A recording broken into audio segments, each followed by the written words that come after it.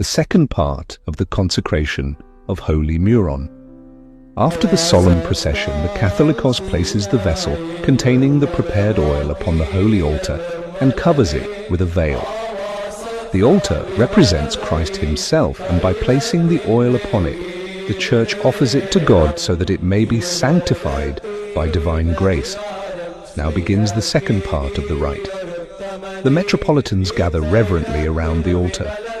Priests stand with censers, deacons stand with fans, and subdeacons hold candles. The altar becomes the center of prayer as the whole church prepares for the moment of consecration. The celebrant begins a series of prayers similar in structure to those used in the Holy Eucharist, anaphora. These prayers recall the works of God throughout salvation history, from creation to redemption through Christ. Through these prayers, the Church acknowledges that every sacrament is accomplished through the grace and action of God. At a certain moment in the service, the veil covering the vessel of oil is lifted. The oil, which had been hidden, is now presented openly before God. This action symbolizes Old Testament and New Testament times. Then comes the epiclesis, the invocation of the Holy Spirit. The Catholicos stretches his hands over the vessel of oil and prays that the Holy Spirit may descend upon it.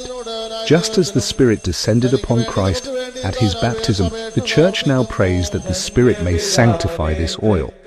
After the invocation of the Holy Spirit, the deacon reads the litany and the congregation joins in prayer. The Church asks that the Holy Muroon may become a seal of the Holy Spirit, a protection from evil and a source of sanctification for all who are anointed with it. Next, the Catholicos ascends to the bema, the raised platform in the center of the church, carrying the newly consecrated Muroon.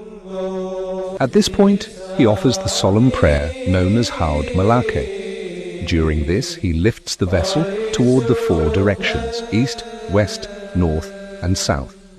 This gesture symbolizes that the grace of the Holy Spirit is proclaimed and given to the whole world and to the entire church.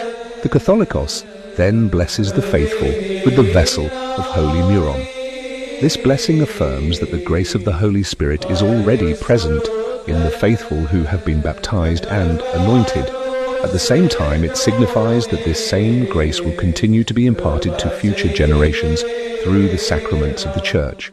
The Catholicos sits on the throne in the bema, and the archdeacon reads the proclamation declaring that the Holy Muroon has been sanctified by the Holy Spirit, preserves the grace already given to the faithful for future generations, and offers thanksgiving for the Catholicos who has fulfilled this apostolic ministry.